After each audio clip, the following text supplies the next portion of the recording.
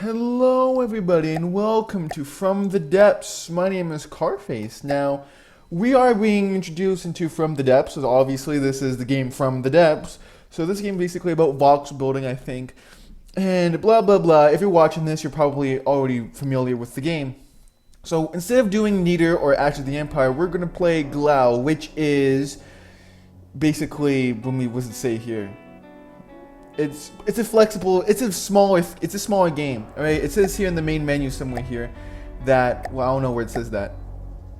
Well, basically, Glao is a smaller campaign, and you just have it's a player-friendly campaign. Okay, I'm struggling here. So let's actually launch this campaign. Now I actually made my own vehicle, which I'm actually going to show you before we launch this campaign. Now, this is my masterpiece of a craft. Now, this is my first ever craft. Well, this is the version 4 of my first ever craft. Just turn you off. Because this is my first ever craft. I don't know, what am I supposed to say about this thing? That's some weird random statistics, right? Like, I don't know the efficiency of this loader. It fires pretty quick when let me, okay. But I'm actually somewhere there, so that makes sense. I have this thing, which is a Swiss gun. Alright, let's start from the beginning. Because I'm actually proud about this craft, and I kind of want to introduce it. I am actually, like, unironically proud about this. This is some genuine masterpiece artwork right here that punches above its weight. It's called the test craft right now, the test ship. I didn't give it a proper name, but this thing punches above its weight. Kills the crossbones, which is almost twice as expensive as a ship, which is 200,000, 245,000 materials. There's only 160,000 materials, and this thing easily dispatches it without losing a single more than 5% most of the times. So, as we can see here, we have our APS gun. It's protected with heavy armor at the front. Slope angles, so projectiles come over here, they ricochet, and because of its build, it doesn't really hit the side of the front, seeing both sides. Now, it has missile launchers up here to give it some extra firepower. Now, basically, to make sure that the shape and just overall surface area is being used to maximum effect, so I put on some frag missiles on top, as everything's either explosive or EMP. I love EMP. And it does have a pretty nice 293mm gun. Now, this is actually a pretty long gun because it goes all the way. Where is the thing? Well, okay, it's right there. I guess I forgot about that. But really, this is a pretty long gun, and it's pretty nice too. It decimates enemies and kind of goes through armor, but not as efficiently as the rest of the system, which I'll get into later. But right now, there's a gap here, but you know, maybe we'll fix this. I don't really know how to fix that at all, but because of the neck goes all the way up into the turret, maybe that's the reason. But as I already showed, the interior is the APS thing, as we can see the ammo, which I'll show how it looks like. Now, it's armor-piercing head. So then it's medium to strong armor with the penetration depth view, so it goes into the armor, and then a whole bunch of explosive warheads, because once it penetrates, it explodes in the soft internals. And since it's a 203mm gun, that's pretty hefty and big. So it'll do some nice damage in the immediate area, because of how many autoloaders it has, it doesn't have to worry, it fires pretty quickly. It's basically like an all-loader. So, also, laser systems. So, we have our ammunition here, not that big of a deal. So, moving from our main gun to our laser systems, these aren't actually offensive lasers. These are defensive lasers. And as you might tell, this is actually a pretty nice setup. It actually works pretty well, and it lasts for a long time. It has both sides, so if this thing's coming over the top, then this will shoot like missiles. Pretty effective against missiles, because missiles kind of come top down, at least vertical missiles. And I know it's having that issue. Okay, well, I guess just the water. But this is actually pretty efficient missile. As you can see the stats, 169 damage. So pretty much it can even destroy even the largest of crams. And that's saying a lot. It can easily dispatch APS and missiles and small crams. So this thing does work. It's a pretty good defensive, and it's not the only defensive thing on this craft. And there's spaced armor. I just accidentally made spaced armor, always for the engine room. So yes, there's an engine room that never gets destroyed because of how armored it is, except the rear. There's like 2 layers of armor, but 2 attacks from the rear anyway. So spaced armor, it's angled, and then we go to the outside of 3 layers of armor. So the engine's not really actually, I'll show the engine later. But now, weapons. So that's a pretty quick thing, but lasers are, in my opinion, very simple and don't really have that much pizzazz. Now on to the Swiss gun.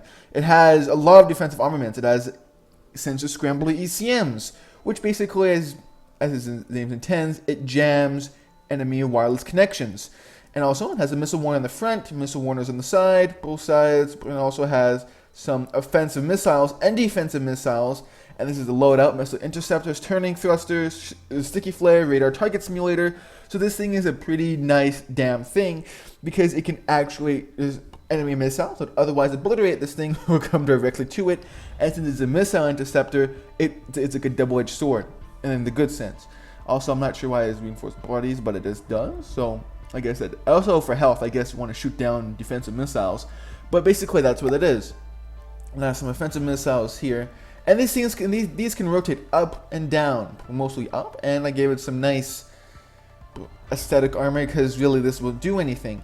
But overall, this is the good part here. The heat, what is it called again? The heat decoy and the radar decoy. So basically, not only do we have decoy missiles, we have decoy placements. I don't know what decoy placements, I guess.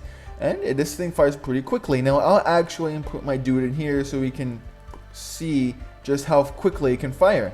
Now I have not figured out how to actually group these things specifically. So as you can see, these things can go up and down like this. So this is pretty nice. But overall, these they're all grouped into all, which I don't know how to do it separately. I tried to once, it didn't work. So that's the firepower of this vessel. Now I'm actually pretty proud of that. I'm not sure how good this is, but I think this is pretty tight and compact. Also, I forgot to mention, well, I didn't forget to mention, we're not even here yet. We'll get to that in a moment. But this is a pretty tall stacked weapon. For a defensive weapon, it goes all the way down here and it's stacked with internal armor. So it managed to penetrate the exterior armor. There's some armor in just covering the internals, which basically gives this thing a little bit more survivability and basically makes this gun last a little bit longer, in my opinion.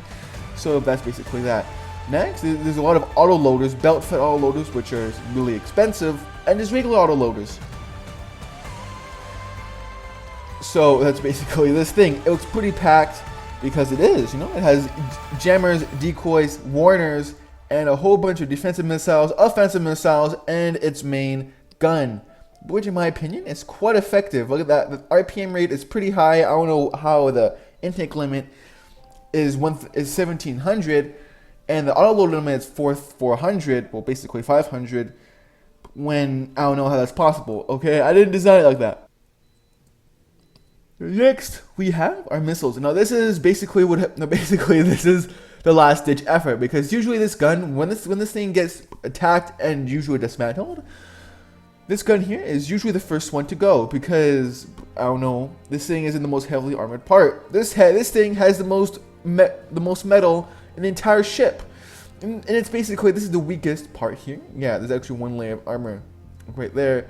However, really, this is the heaviest armor, and there's a lot of wedges, which give this thing basically a lot of, you know, sloped armor. Because in this game, there's actual angles, so this angle is more effective than this angle, for instance, right? You actually have ricochet mechanics for kinetic rounds, which is pretty cool. And this thing is the first one to go, because it's the biggest gun. This thing is usually not the first one to go, because it also does have a shield, which just helps protect it. But usually when both guns are down and the lasers are drained, this is usually the carrier. This is a lot of missiles. This is 4 8, 9, 10, 11. So there's EMP missiles. That's a fang? Oh no, that's just me. Okay. So EMP missiles to basically deactivate the target, and with how much stopping power this thing has to just dig into the enemy ship or aircraft, the EMP missiles kind of come inside as the last ones and do some, you know, EMP damage. So all the damage that these can do, like disabling local, what are they called again? Local weapon controllers and wireless receivers. They come in and destroy that. So then enemy ships just are harmless, and they're just giant and bulky materials, party pinatas to destroy. Now, down underneath these missiles, is directly underneath them, or beside them, however you want to put it, are the steam engines, well, pistons. This is the giant steam engine that I have down here, and it's quite compact. There's the actual transmission, which goes here into the actual 5mm propeller, into the giant thing. Now I'm not sure how efficient this is, but I'm trying to make it so pressure. You see all the input pressure is 10, and you can actually see, I think it's pretty efficient because it's all 10. This is also 10, but I think it's pretty efficient because it goes one day. I just did this off my back of my head when I was making this. So it goes right here, steam comes through here and goes into this, and then the leftover steam goes into the other pistons. But only that, the output pressure from this piston gets put back into the main pipeline for all the rest of the pistons. Now I could do that for this, go back to this, go back to that, go back to that. So all the pistons here are being mainlined, and also gain extra output power, right? So we're not losing extra steam. Because output pressure, you're losing steam like that, but I don't really care. I don't really care enough to do that. And also, this is the battery pack. The battery pack, just in case we need batteries. We have this small electric engine here, just in case. But this is being operated off this one tiny little steam boiler, right? 0.9 pressure. Now that's pretty inefficient, but overall, it's pretty low, so that makes sense. It's not putting on a lot of it's not really burning a lot of material, which steam engines pretty cool like that. They burn material, and they go directly into this material container. Well, really the batteries, right? Really the battery is right here. It goes into that, and this is where all the storage is, right in the engine area. And the engine area is pretty secure. The engine area is really covered by this top part, by 2 layers of deck armor, and then by the sides, the side armor. So like 1, 2. I try to just pause time. So 1, 2, 3, 4. All right. So metal, 3 layers of aluminum, 1 layer of metal, and then we come down to multiple layers of metal, which used to be the former hull. I put on top of it, which I'll show that very quickly. We have 1.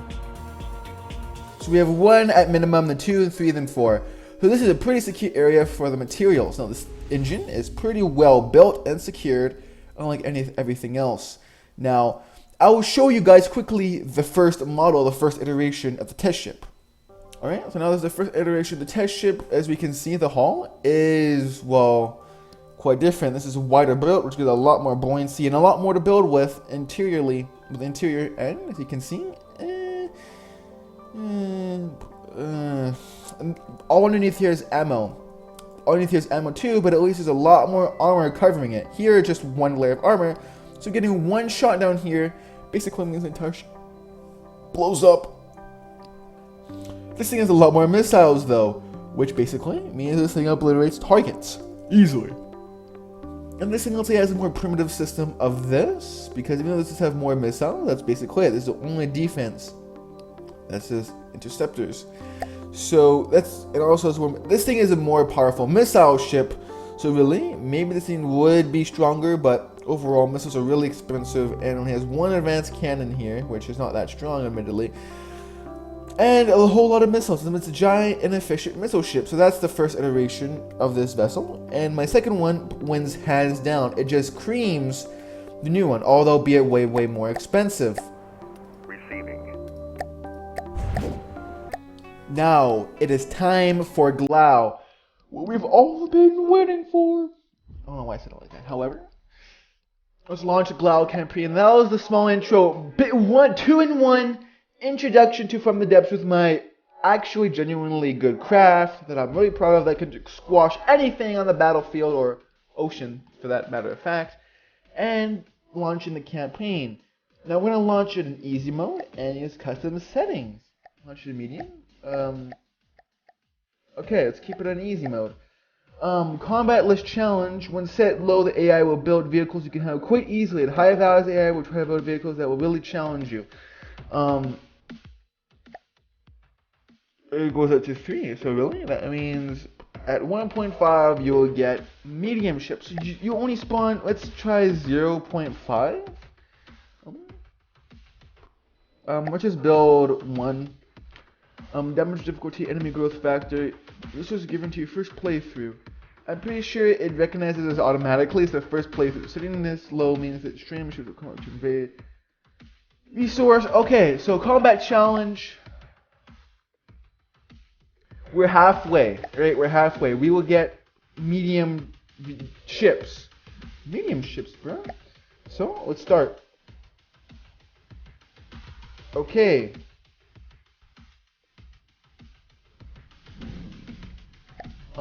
Let's pause time here. 3,000 volume. Heart rate requirement. And Glao, the air is toxic to your health. Your life is supported by your remote aid mobile bot suit, aka RAMBot. Ooh, that's what it stands for. RAMBot batteries require I messed myself up. RAMBot's batteries require constant charging from a heartstone that should be placed on every vehicle you command. Straying too far from the heartstone will cause the batteries to rapidly drain and then you will die. Not to worry though, there are many copies of your body. Okay, that just became real quick. That could be airdropped back into the Glao. They be airdropped back into Glao complete. With the Glao be dropped back down the Glao complete. With your transfer conscience and suit. 99% of them are free of defects. So there's 1% that has a defect. I'm not sure if this meant Glao complete, but okay. Late to the party. You've arrived at Glao 3 weeks after the other expedition. Mining companies, they have come to an uneasy truce, but will not be happy with newcomers to Glao. You have landed in the claimed territories of the Omega Frontier Division to stake your claim. Your arrival has disrupted the truce among the companies, as each of them could use their help to benefit their cause. What path are you taking this quest to ultimately take over Glao? Why take over Glao? Why not just make an ultimate corporation? Your rival has disrupted the truce among the companies. Each of them could use your help to benefit their cause. All right? I mean, we could just make mining ships, right? Could we do that? Could we just make mining ships? First of all, let's see the thing. Okay. Okay, so first off, I'm not sure when they'll attack us. But let's just, can we pause time? Okay then, so that's a ship. Now we can take this, swap to designer. Or that's basically it. Now, this thing does have a small itty bitty antenna. So let's see how this, this thing is actually quite explosive. So, what we can do, it's underwater too. So basically, this thing will not work. It's supposed to make fuel and stuff, but we'll make our own resource thing in the future. Right now, we do not need these. It's also still gathering resources. 1,000 commodities. I'm not sure. Oh, we just killed it. We just destroyed all our commodities, even though I didn't really do anything. Okay, so now let's actually get building our missiles, because missiles are really fun to use.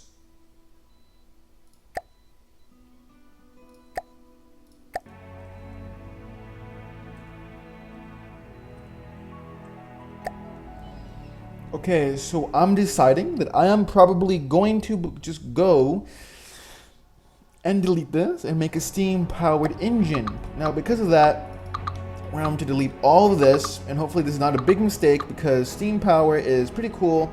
So I'm just going to go here because I took a lot of time to make steam.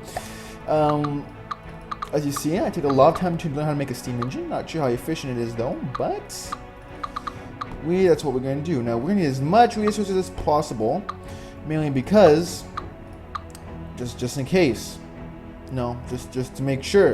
And since we have batteries here, we need steam to do this. Now, I am going to put the steam boilers, since this is the rear, it's going to go here. And then we'll do this. I'm not sure how efficient this would be. Oops. There we go. So I'll just turn the burn rate down to 0 for now. We don't need it. I'll get this above what? Ooh, that's weird. I don't know why the water turned this color. Is it the sun? But okay, water's like that now. So, now we're gonna make some awesome pistons and get to work here.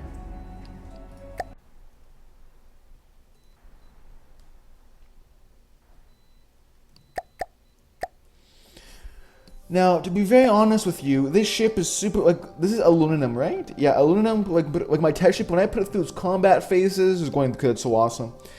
It had a metal, multiple layers of metal, and I got incinerated. But, you know, that was a godly ship I was fighting. But then again, this is not a very expensive ship. This is just, I don't know how much materials this takes. I can't really see that. But, yeah, obviously, we're probably going to need to put more ammo down. But, yeah. Okay, more ammo. And we're going to have to make this thing a giant metal box. Because metal boxes are usually what are secure.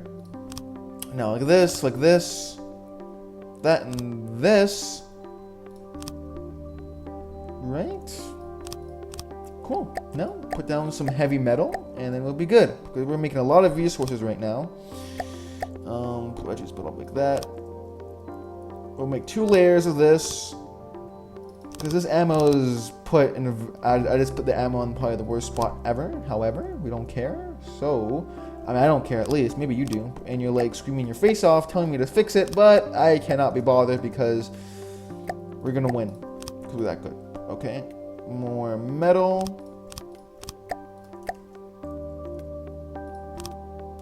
Cool. That's exposed. That's not good. Do this. Put on some more metal like that. There we go. Giant, huge box. Now what we'll do is also put some metal on the outside of this thing. That's what we need. Also, maybe we'll put some more resource harvesters because we just need that. Alright, so we have a meeting in 23 minutes. So I'm going to end this episode here. I didn't check that before, but we have our thing now. I'm not sure how much extra things we can add. I didn't see we can add like top armor. Can we do that?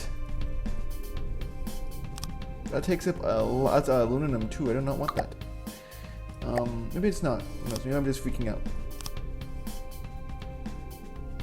As you can see, that takes up a lot of space, so we're going to have to make a second craft. We have 23 materials, so we can maybe make something very cheap.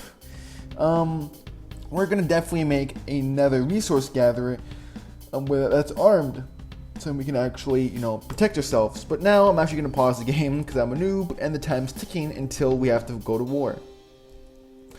So next, I'm probably just going to build a cheap little satellite and then go all the way to space, just a little peeper thing, and go boop. So, right now we have a big Bertha. That has a fail-safe, thank goodness.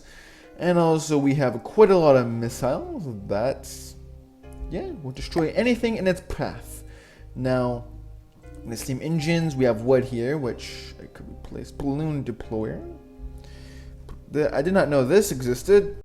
Alright, so I'm going to leave this episode for now. Now, if you guys have any suggestions, or if not, then probably there'll be no suggestions. Just tell me what you think that needs to be done, and I'll probably do it, because 90% of you that's watching this probably know From the Depths and are better than me at From the Depths. So anyway, I will see everyone in the next one. Bye.